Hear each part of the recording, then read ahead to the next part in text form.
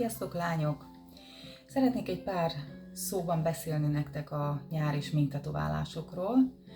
Nagyon sokan tudjátok már, hogy lehet nyáron sminktetoválást készíteni, kizárólag akkor, hogyha úgy szervezzük meg az időpontot, hogy nem a nyaralás előttre készítjük. Jó? Tehát igazából ennek az egész dolognak az a lényege, hogy nem szabad a nyaralás előttre szervezni a tetoválás időpontját, ugyanis 3 hétig direktben napoztatni tilos a tetoválást. De attól függetlenül lehet nyáron tetoválást készíteni, ugyanúgy lehet élni a hétköznapi életet, ha valaki munkába jár, kimegy a kertre, lemegy a játszótérre a gyerekekkel, vagy bármi más ilyesmiről legyen szó, semmi baja nem lesz a tetoválásnak, egyszerűen egy napszemüveggel árnyékolni kell, direktbe nem szabad napoztatni, ez lenne a lényeg.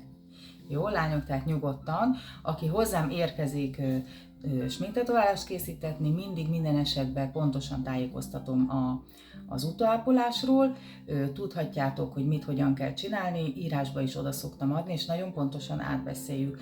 Jó, tehát hogyha valaki azt tervezi, hogy a nyáron mégis megtetováltatná a szemöldökét, szemhéját, a száj az egyetlen, amit óvatosabban kell kezelni, mert ugye azt nehezebben lehet árnyékolni, de hogyha valaki amúgy is óvja, védi magát a naptól, és nagyon sokan vagytok ilyenek, akkor azt is meg lehet oldani. Pontosan átbeszéljük részletesen, hogy hogyan tudsz vigyázni nyáron a sminktetoválásodra.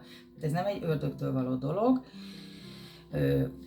Jelentkezzetek, van még egy pár szabad helyem a nyárra. Július 9-től 2 hétig szabadságon leszek, és augusztus 20-ai héten is szabadságon leszek. Jó, tehát akkor ennek fényében várlak titeket. Sziasztok!